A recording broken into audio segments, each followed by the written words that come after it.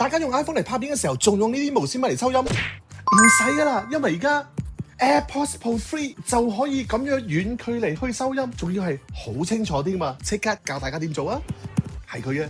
做法好簡單，首先梗係連咗你有 AirPods Pro 3先啦，之後打開原生嘅相機 Apps， 記住係相機 Apps 喎。喺右上角拉落嚟，見到 Control Center， 見到綠色嘅地方撳落去，喺中間嘅地方有個叫輸入㗎，你就撳咗落去，你就可以揀翻你個 AirPods Pro 3啦。出翻去相機 Apps， 你就而家可以用翻你嘅 AirPods Pro 3嚟收音㗎啦。先俾大家聽下咧，如果係 iPhone 咧原聲收音就係咁樣，如果拉遠距離嘅時候咧，咁就一定咧就會散啲嘅聲音。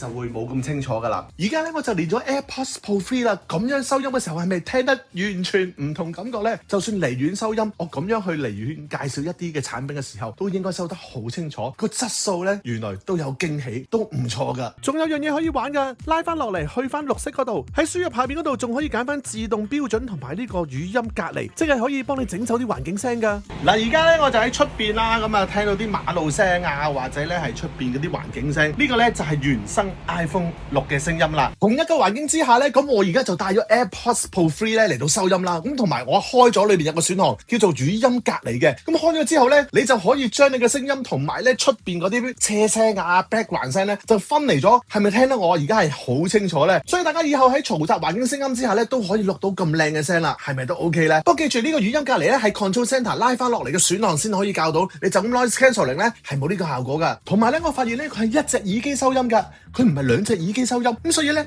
一隻耳機掹出嚟嘅時間，其實佢都仍然可以收到音㗎。嗱，如果你再玩得多啲嘢咧，你就咁咧輕輕咁樣掹出嚟，撳住個 sensor，咁你就可以咧成為一個 microphone。咁你喺擺喺嘴邊嘅時候，咁樣收嘅聲音又唔同啲㗎啦。以後咧大家拍 vlog 嘅時候去旅行咧，淨係有個 AirPods，其實都收到咁靚嘅聲音，就唔使再帶無線咪，係咪好正咧？如果記得有用，記得咧 share 俾你朋友知啊！